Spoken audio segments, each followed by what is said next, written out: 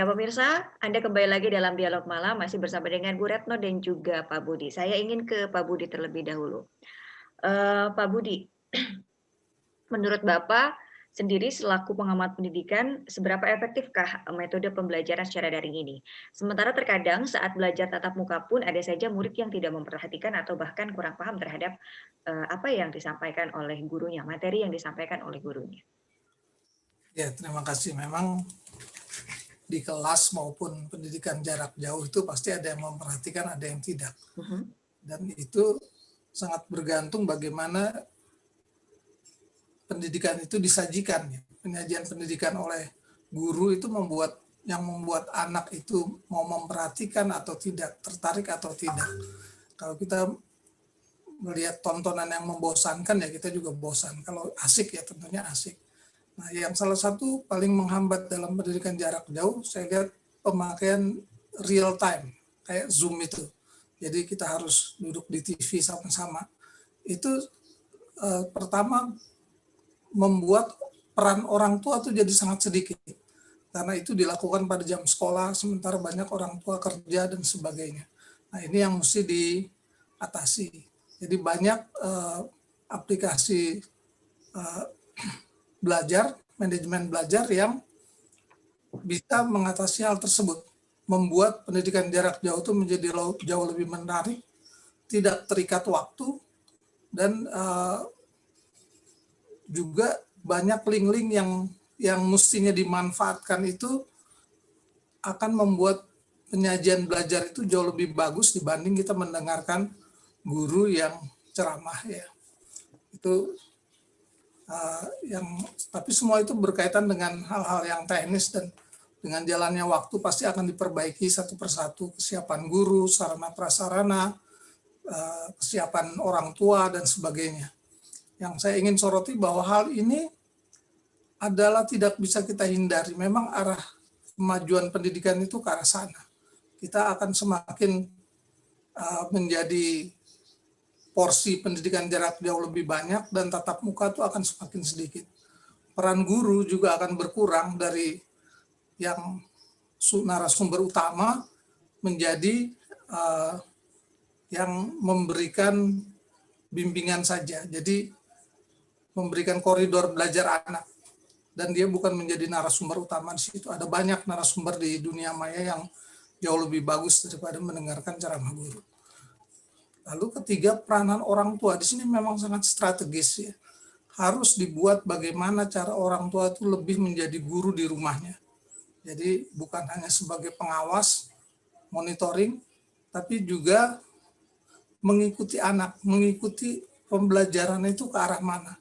Sehingga orang tua juga akan menjadi lebih pintar dan guru akan lebih dikritisi karena orang tua terlibat langsung di dalam pembelajaran tersebut. Tapi tentunya tidak bisa dengan memakai fasilitas Zoom. Gitu, Mbak. Menurut Pak Budi, apakah belajar daring ini akan menjadi hal baik untuk kemajuan pendidikan di Indonesia, Pak Budi? Ya, saya kira akan menuju ke sana dan ini menjadi lebih baik. Kita tidak perlu keluar ongkos transport untuk anak-anak bertemu di sekolah ya.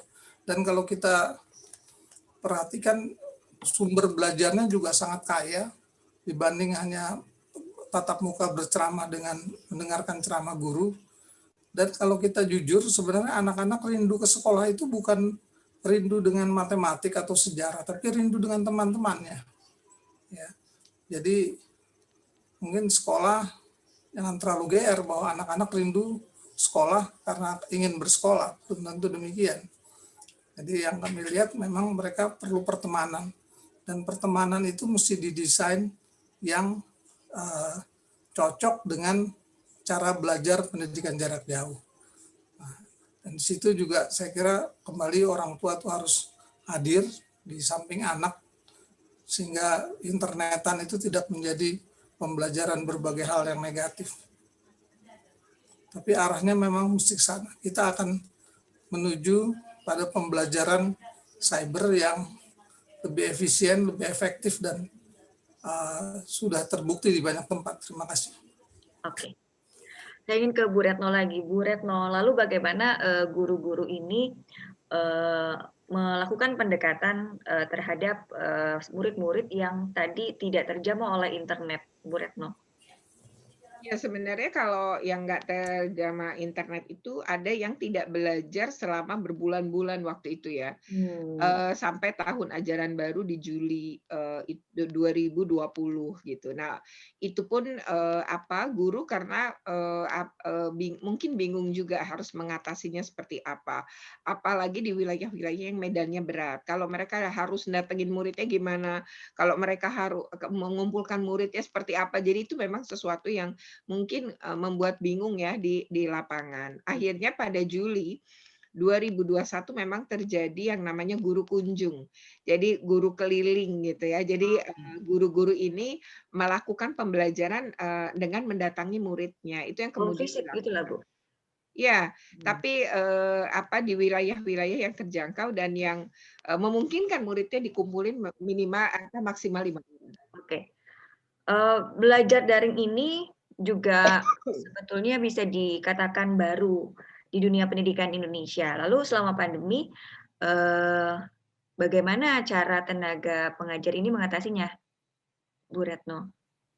Ya, sebenarnya kalau, bisa secara daring enak gitu ya. Artinya Mmm, guru maupun murid tuh enak, tetapi sebenarnya mayoritas guru sampai yang di kota, yang sampai yang Jakarta juga gitu ya, di data kami itu ada aja dalam sekelas yang kemudian tidak bisa daring ya. Jadi Jakarta aja mungkin ada 2 atau sampai 4 anak yang tidak bisa dijangkau dengan, secara daring itu gitu. Nah ini mhm, yang secara perlahan kemudian Dinas Pendidikan DKI Jakarta memberikan bantuan-bantuan itu gitu ya.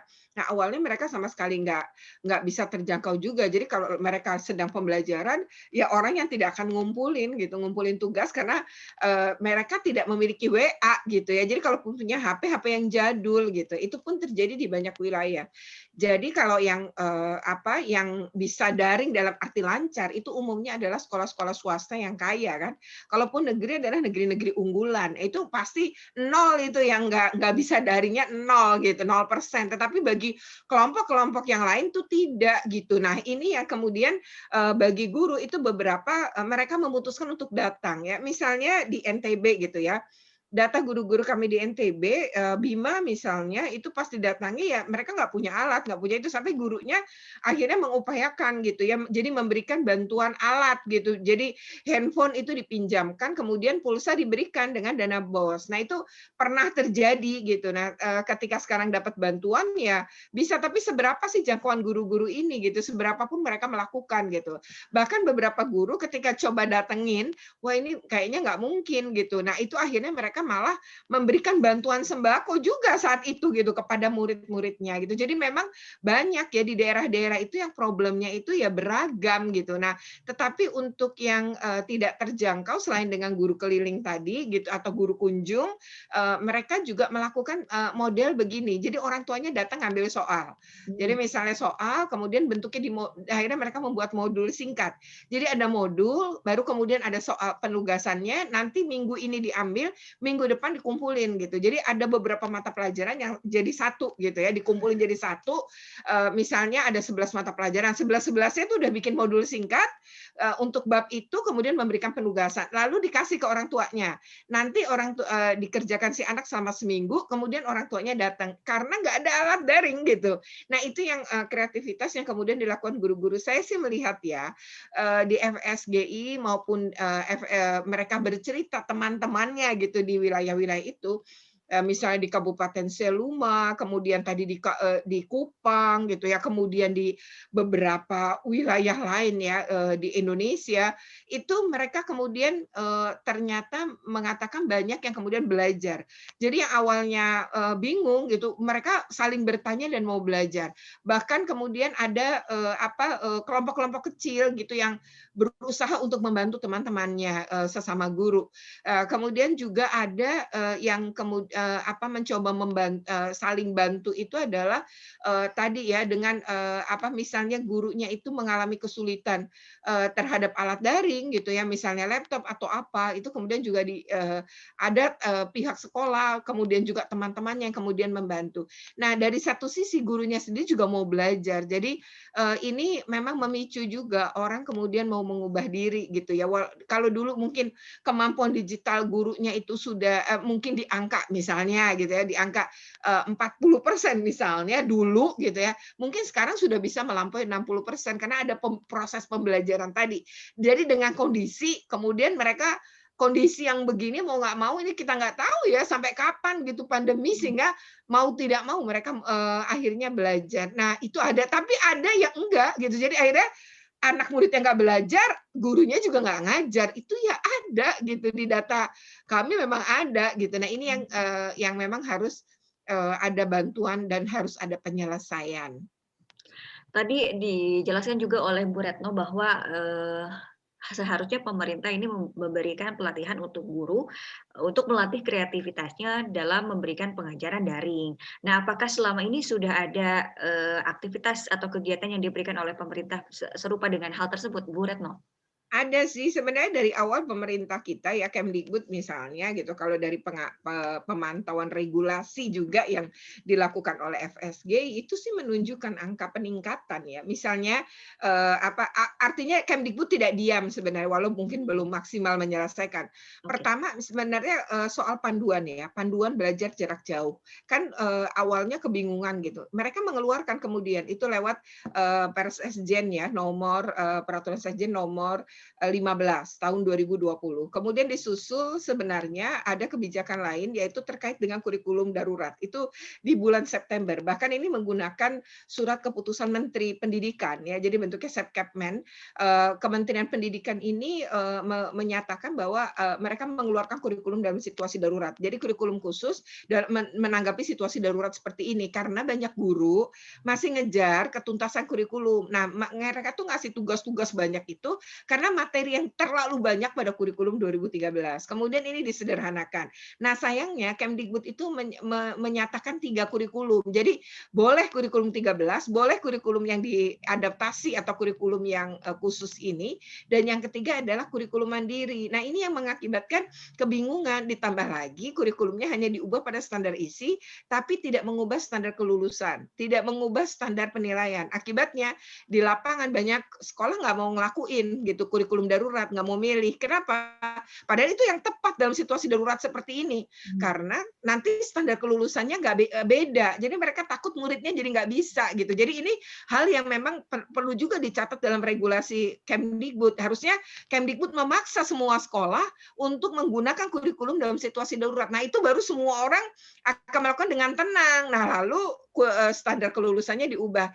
Nah ini yang memang sudah diberi masukan juga oleh FSG untuk melakukan hal itu. Kemudian yang berikutnya lagi sebenarnya adalah tadi ya kebijakan bantuan kuota. Belum lagi sebenarnya ada kebijakan lain yang dilakukan oleh Kemdikbud yaitu dengan guru penggerak di mana mereka sebenarnya melatih guru-guru itu gitu. Nah, tapi tetap saja guru-guru yang nggak punya alat ataupun punya alat yang sederhana, kemudian juga punya keterbatasan dalam jaringan dan lain-lain, itu nggak kesentuh juga sih kalau yang di daerah-daerah yang lainnya. Tapi setidaknya Kemdikbud ada upaya ngelatih ya walaupun pelatihan itu dalam bentuk daring. Nah, guru-guru yang nggak bisa daring ya, misalnya yang usianya sudah sepuh ya susah juga gitu dalam Oh, hal iya ini iya gitu ya. iya, Jadi ini betul memang betul betul. hal yang menurut kami tidaklah sederhana, tapi sebenarnya walau belum maksimal ya kalau dari FSGI kami menilai Kemdikbud sudah berupaya gitu, sudah berupaya. Jadi kalau dikasih nilai antara 0 sampai 100 ya kami masih menilai 68 sampai 70 lah ya. Oke. Oke. Kita akan lanjutkan kembali diskusi kita pada malam hari ini, Bu Retno dan juga Pak Budi, tapi kita harus jeda sesaat, jadi jangan kemana-mana, tetap di Dialog Malam.